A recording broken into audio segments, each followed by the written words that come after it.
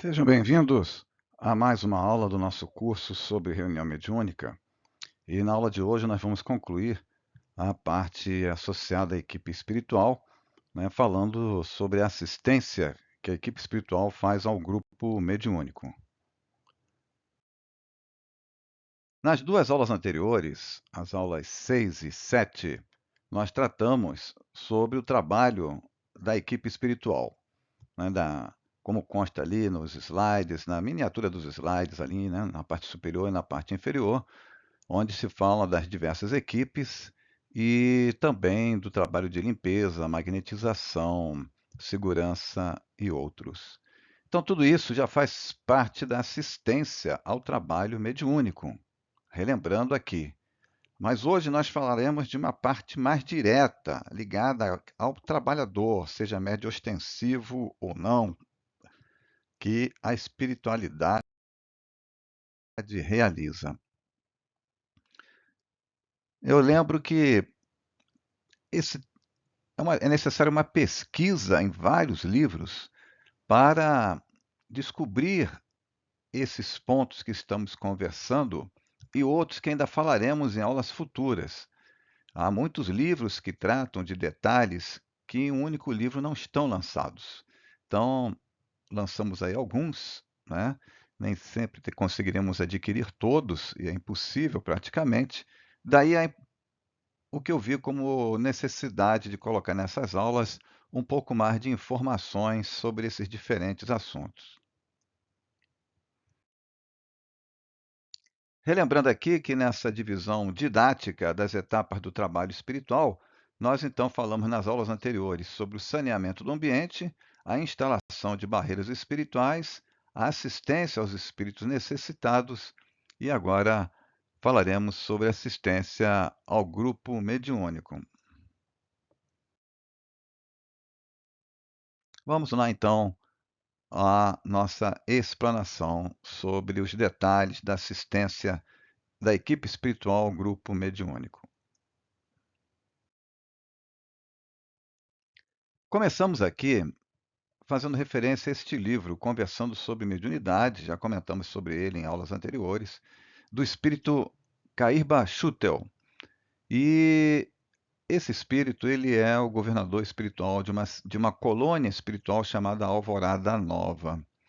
Então, em determinado capítulo do livro, ele diz o que eu vou ler agora e comentar, dos grupos e casas espíritas ligadas a essa colônia.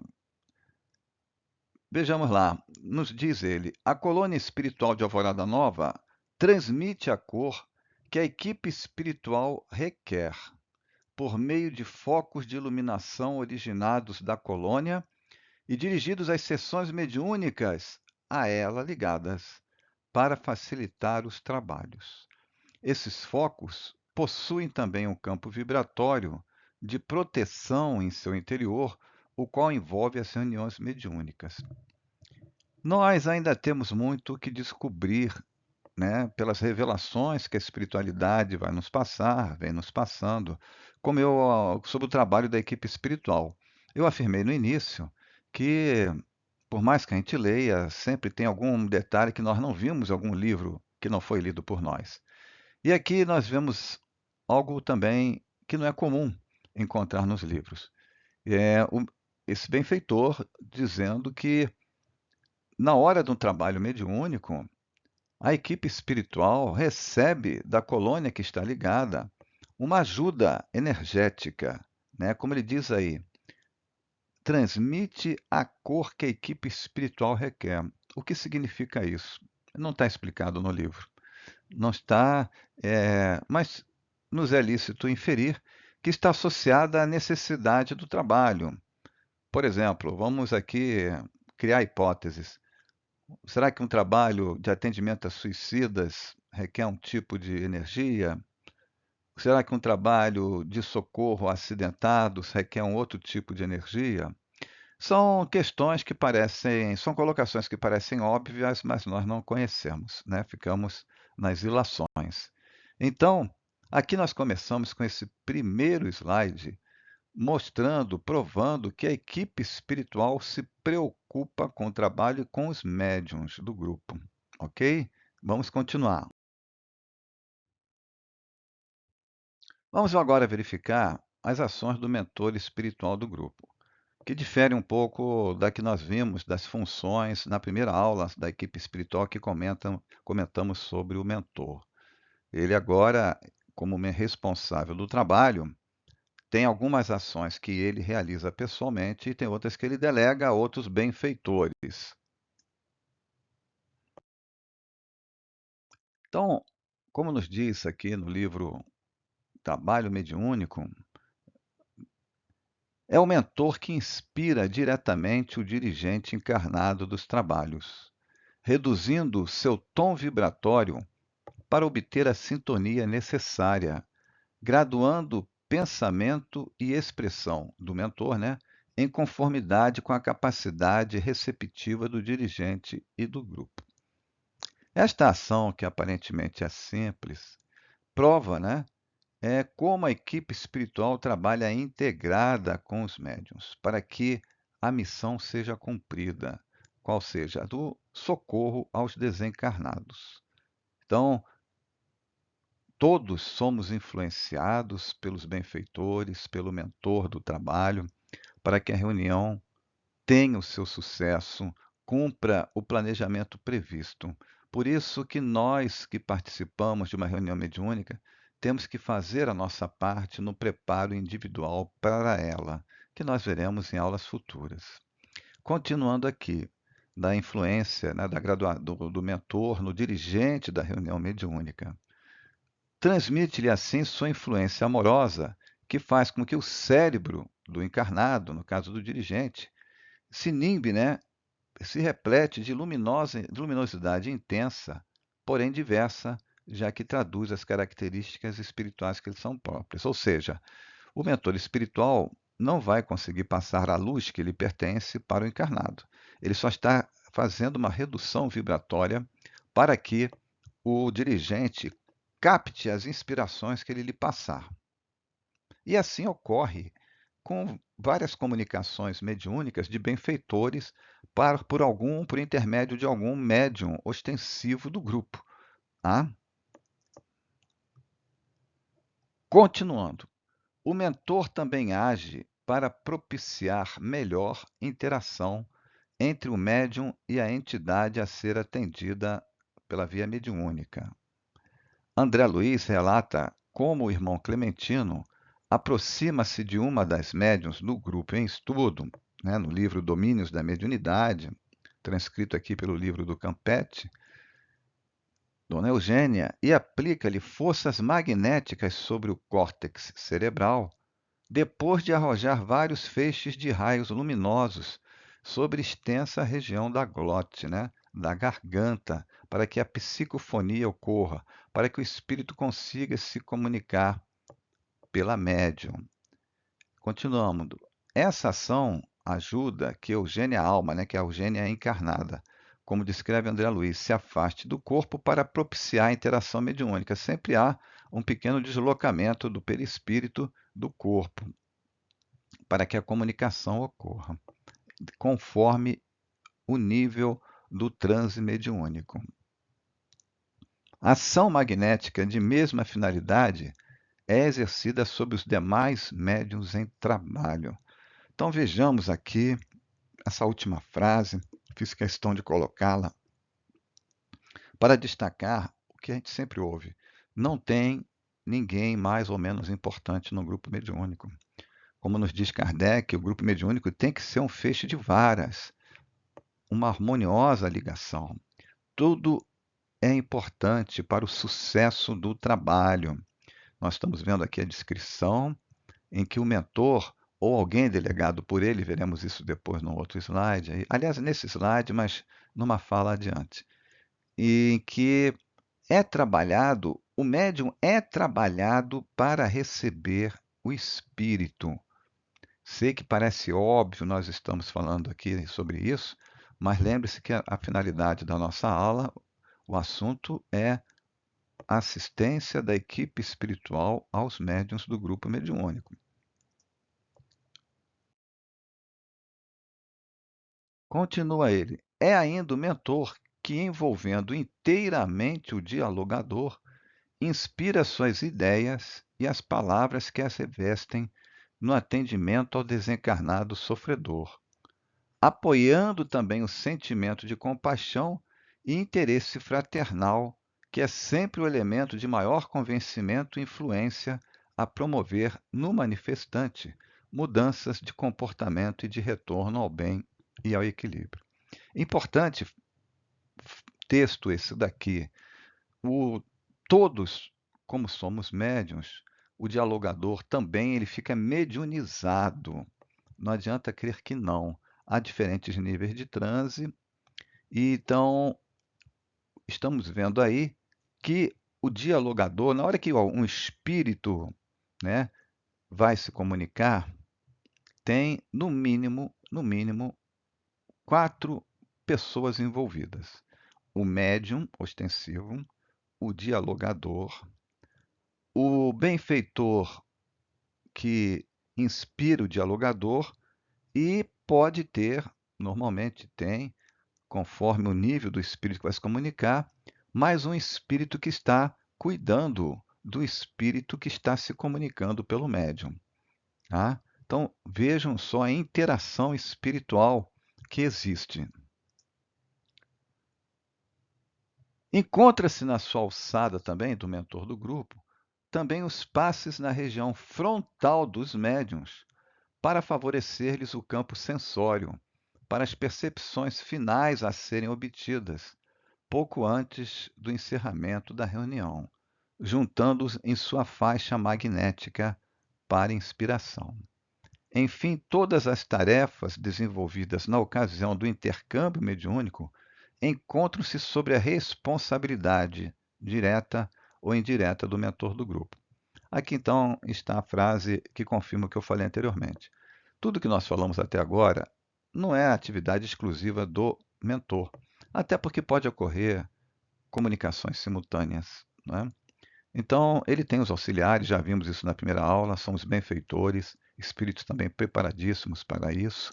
Mas o texto que veio do livro Domínios da Mediunidade, nós assim o transcrevemos, né?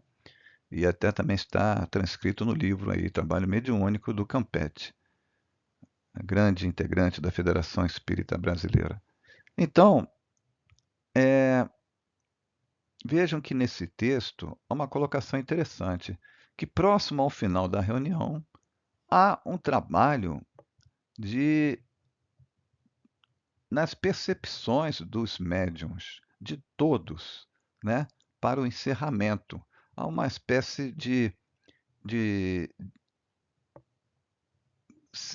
sensibilização para o que vai ocorrer. Algum médium pode receber uma mensagem, né, uma limpeza espiritual. Então, aqui cabe muitas ilações. Então, aqui fica a parte que comenta do que nós conseguimos descobrir parcialmente, né, o trabalho do mentor espiritual. Agora nós vamos descer a outro nível de detalhes. Como eu voltando a afirmar sobre a dificuldade de conseguir garimpar, vamos chamar assim, né, de observações sobre essa atividade da equipe espiritual sobre o trabalho mediúnico, temos aqui o Ramatiz, um espírito muito pesquisado, muito importante no século XX. Ele ainda continua a fazer suas psicografias. Esse é um dos livros de muito sucesso editorial, Elucidações do Além. Vamos ver o que nos relata aqui. Pergunta a Ramatiz: a seção espírita benfeitora, destinada à assistência e doutrinação dos sofredores, é realmente protegida por uma equipe ou guarda de segurança espiritual, conforme asseveram os entendidos?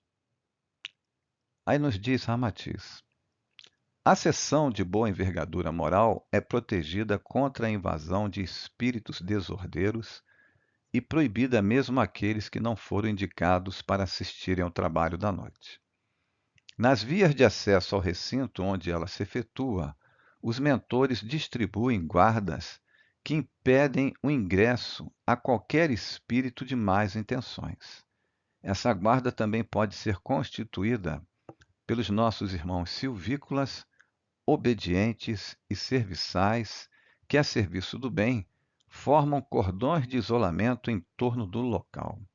Deste modo, as entidades de má-fé ou agressivas postam-se à distância, evitando-se assim a projeção dos seus pensamentos maldosos ou fluidos magnéticos que perturbem a harmonia da sessão. É uma colocação que eu busquei trazer para vocês, porque ela é muito importante, na minha opinião. Nós já tínhamos comentado em aulas anteriores sobre o trabalho da equipe espiritual, o trabalho das equipes de segurança. O que tem de novidade, então, aqui? É um outro autor espiritual que confirma o que foi dito anteriormente, mas ele acrescenta dados importantes. Ele diz que, na segurança da reunião mediúnica, há uma guarda constituída por irmãos silvícolas, índios, caboclos, né? Podem fazer parte dessa guarda. Há muitos kardecistas que negam isso. Isso tudo depende da mentalidade de um grupo mediúnico, que quando tem a mente aberta, não é radical, né? Os médiuns terão acesso, os médiuns videntes e clarividentes terão acesso a essa visão, a essa evidência. É, então, aqui está da maneira que está colocada, como que sempre fosse dessa forma, mas não é. Depende do nível do trabalho, depende do socorro que está sendo emprestado, não é? Há espíritos que são trazidos de regiões trevosas para uma região de desobsessão, vêm para a guarda, conforme o caso, espíritos que sabem manipular essas energias e dão segurança ao trabalho. No caso, os índios, os caboclos. E no mundo espiritual há uma integração. Por mais que muitos espíritas digam que não, por desconhecimento, desconhecimento. Vocês vão encontrar espíritas dizendo, Kardec nunca falou disso. Kardec não, ele codificou a doutrina na Europa, não tinha caboclo, Exu, preto velho lá, né? Tinham outros tipos de espíritos. E então, aqueles espíritos de outras linhas, né? Tem também budistas, tem católicos, padres, bispos, pastores protestantes que trabalham na equipe espiritual. Nós veremos isso ao longo das nossas aulas. Para alguns espíritas, reitero, isso aí é heresia, mas é desconhecimento. E eu estou comentando aqui para que aqueles que percebam isso nos trabalhos mediúnicos que frequentam não fiquem espantados ou com medo de comentar, porque isso ocorre.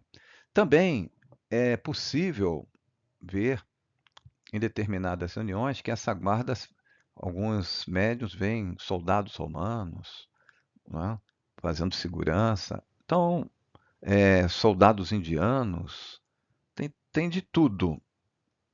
Basta estar pronto para ver. Tá? Basta estar pronto para ver. Então, fiz questão de colocar esse slide para fazer essas observações. Agora vamos a alguns casos citados nesse livro, nos domínios da mediunidade. No capítulo Psicofonia Consciente. Então vejam, 3 guardas espirituais entraram na sala, conduzindo o infeliz irmão ao socorro do grupo. Era infortunado solteirão desencarnado, que não guardava consciência da própria situação, quer dizer, não sabia nem que estava sendo levado ao trabalho ali. Incapaz de enxergar os vigilantes que o traziam. Caminhava à maneira de um surdo cego impelido por forças que não conseguia identificar.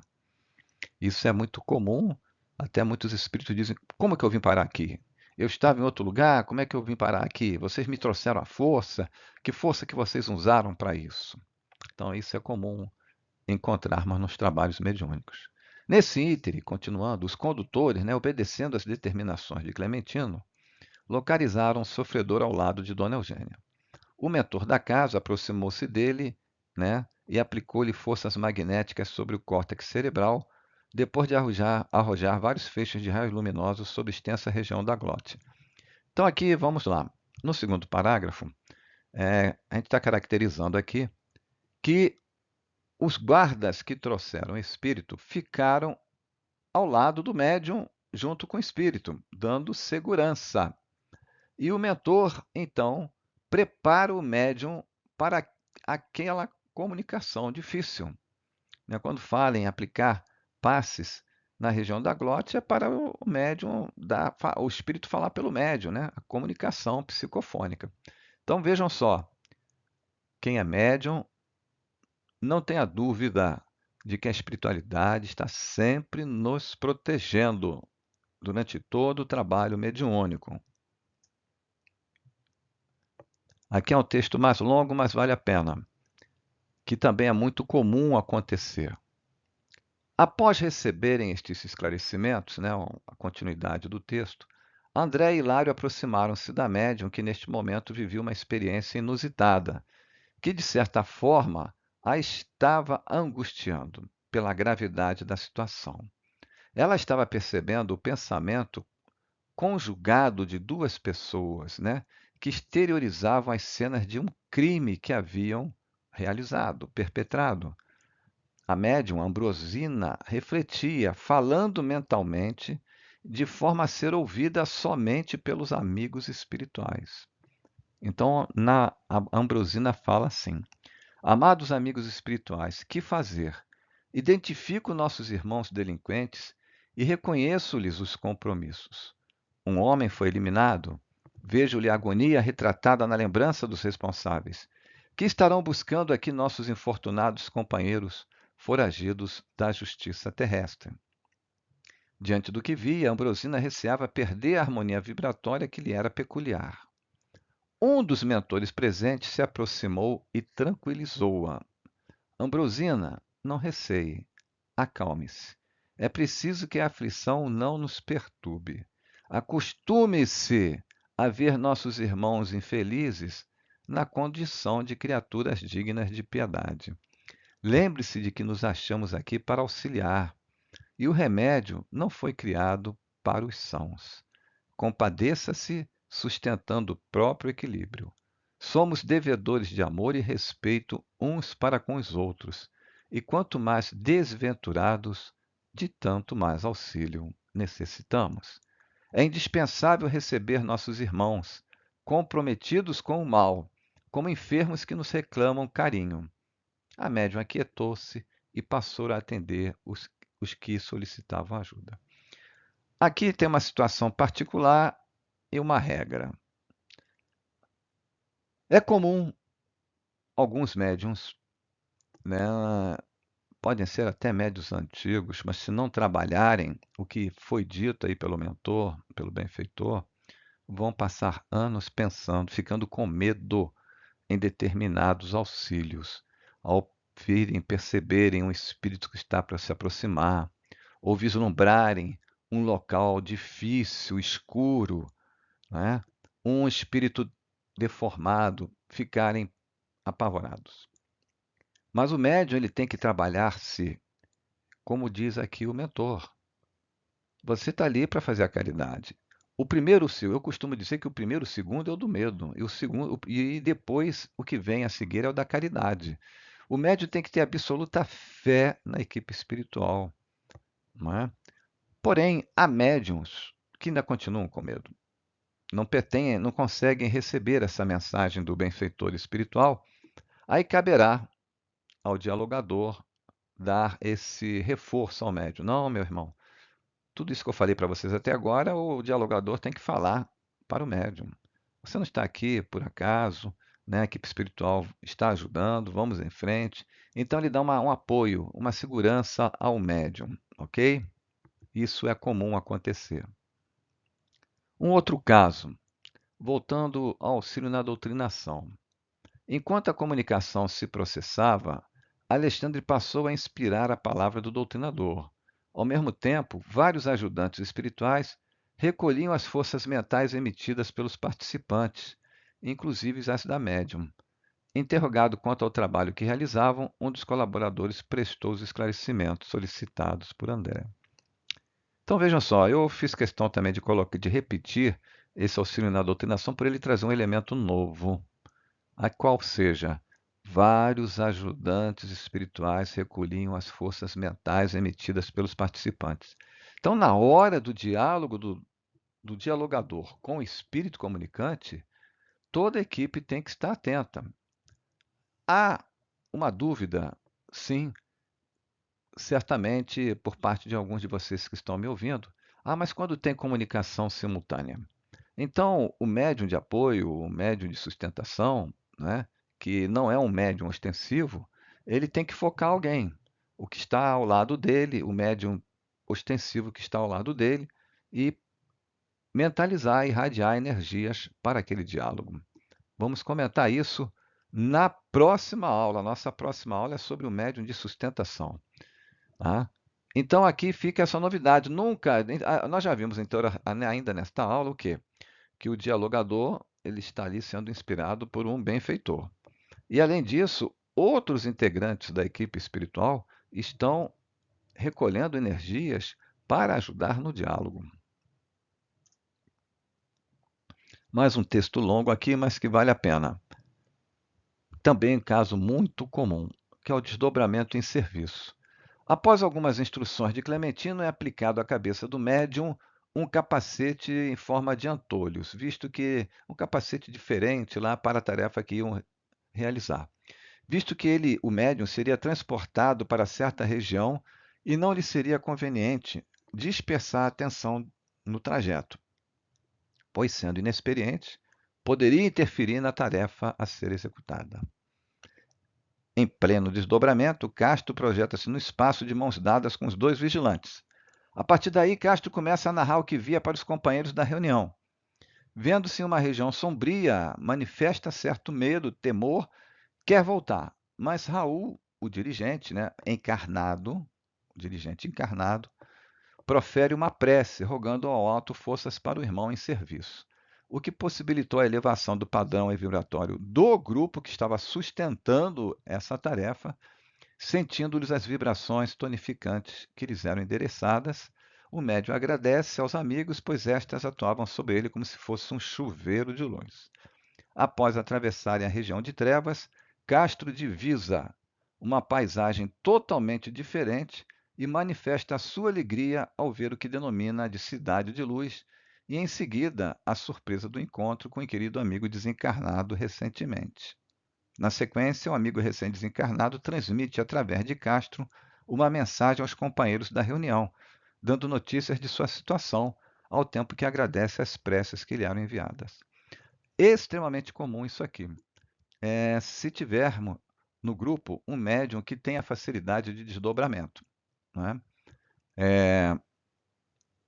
Nesses casos, normalmente já há um acerto no grupo para que este médium, principalmente ele saiba, que quando ele sentir que vai, o médium sabe que está para acontecer algo assim, porque ele já passou por essas experiências anteriormente. Ele levanta a mão, conversa com o dialogador, olha, eu acho que eu vou me desdobrar. E o dialogador, conforme algo a mais que o médium possa falar, tipo, olha, eu acho que eu vou para uma região difícil, né? É uma região escura, etc, etc.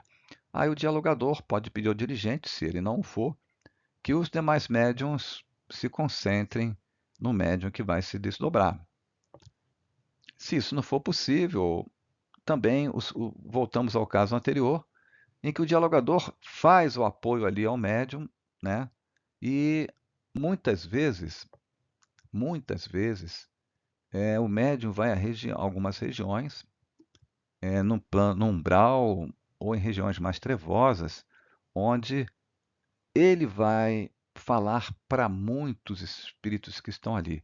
Um dos espíritos vai fazer essa conexão com o médium, né, pela espiritualidade, e o dialogador tem que ter essa percepção de que ele não está falando apenas para um, ele está falando para muitos. E esse diálogo é para elevar o pensamento de todos para que o socorro da espiritualidade seja mais eficaz para muitos. Ainda vamos comentar isso em futuras aulas. Mais um caso. O espírito encaminhado para a manifestação chegou ao recinto sob a guarda de venerando amigo espiritual.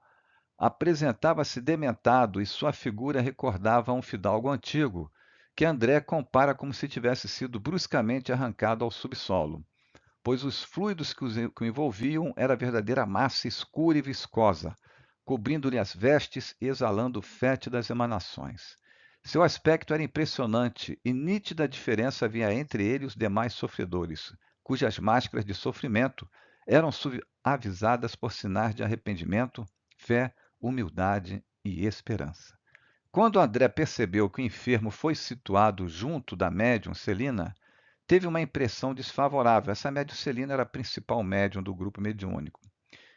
Porque teria que ser ela o melhor instrumento da casa a acolher o indesejável comunicante. Reparou-lhe a aura luminosa, contrastando com a vestimenta pestilencial do ex-fazendeiro, e temeu por ela. Quer dizer, a médium tinha maior elevação, muito mais elevação espiritual que o comunicante. Chegou mesmo a se perguntar: semelhante providência não seria o mesmo que entregar uma harpa delicada às patas de uma fera? Aulus deu-se pressa em explicar. Acalmem-se. O amigo dementado penetrou o templo com a supervisão e o consentimento dos mentores da casa. Lembrando que nós já cansamos de falar, né? Todos os espíritos que se comunicam numa região séria estão planejados para isso. Quanto aos fluidos de natureza deletéria, não precisamos temê-los. Aqui vem a parte importante. Recuam instintivamente ante a luz espiritual que os fustiga ou desintegra. Então, as energias negativas do espírito que chega já estão sendo minimizadas, reduzidas ou até retiradas, para que o médium não sofra com isso, não seja prejudicado por isso. Continuando, é por isso que cada médium possui ambiente próprio e cada assembleia se caracteriza por uma corrente magnética particular de preservação e defesa. Ou seja, o médium tem que se preparar, assim como todos os componentes do grupo, para essas situações, para uma reunião mediúnica. E compreendendo-se que mais ajuda aquele que mais pode, nossa irmã Celina é a companheira ideal para o auxílio desta hora. Observando-a, André constatou que ela, como alguém que se entrega a sono profundo, desvencilhou-se do corpo físico, levando consigo a aura brilhante que lhe era peculiar. Demonstrava estar bastante afeita àquele tipo de trabalho, e Clementino, atento, amparou-a.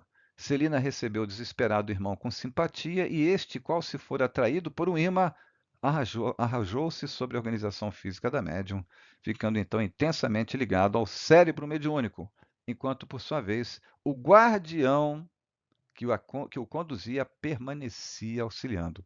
Vejam quanto amparo espiritual a um médium. A médium agia como abnegada mãe, tal envolvimento de afeto que exteriorizava em favor do enfermo. Dela partiam filhos brilhantes a envolvê-lo inteiramente, ao mesmo tempo exercendo seguro controle sobre o comunicante. A reação do visitante assemelhava-se à de um peixe contido em uma rede, da qual procurava se livrar. Nesse esforço, projetava de si estiletes de treva que se fundiam na luz com que Celina alma o rodeava, porque ele não queria estar ali, né? As conquistas morais da médium, que se mostrava aparentemente passiva, impediam que o irmão enfermo desse expansão ao seu desequilíbrio. E, além disso, o trabalho do mentor e dos guardiões, acompanhando o espírito comunicante. Vejam que isso aqui é para lembrar os médiums que fiquem tranquilos. Você tem que fazer a sua parte na sua preparação e a espiritualidade sempre fará a dela. Ainda voltando lá a Ramatiz. Pergunta: os médiums que trabalham em reuniões espíritas de bom quilate espiritual são atendidos ou fortalecidos antes das mesmas pelos seus protetores a fim de cumprir um serviço útil e proveitoso? Ou não há necessidade de qualquer assistência espiritual para as suas tarefas mediúnicas? Isso aqui é importante, é difícil encontrar de uma maneira detalhada, como está aqui. Você encontra a explicação genérica. Vamos lá. É evidente que o médium não é apenas uma peça viva mecânica, que deve funcionar inconscientemente durante o seu trabalho de intercâmbio conosco. Acima de tudo, ele é espírito imortal e senhor da bagagem pregressa que incorporou em vidas anteriores. Então veja que aqui está uma colocação de profundo respeito aos trabalhadores mediúnicos. Continuando, tratando-se de criatura, né, o médium, de responsabilidade pessoal, médium aqui são todos os integrantes do grupo, todos. A pergunta lá, os médiuns que trabalham em reuniões espíritas, são todos. Tratando-se de criatura de responsabilidade pessoal definida na existência cotidiana, ele também é obrigado a manter o seu lar, cumprir seus deveres sociais para as demais criaturas do mundo físico. Ou seja, o médium trabalha, todos os integrantes do grupo mediúnico trabalham e podem ter um dia hiperagitado, né?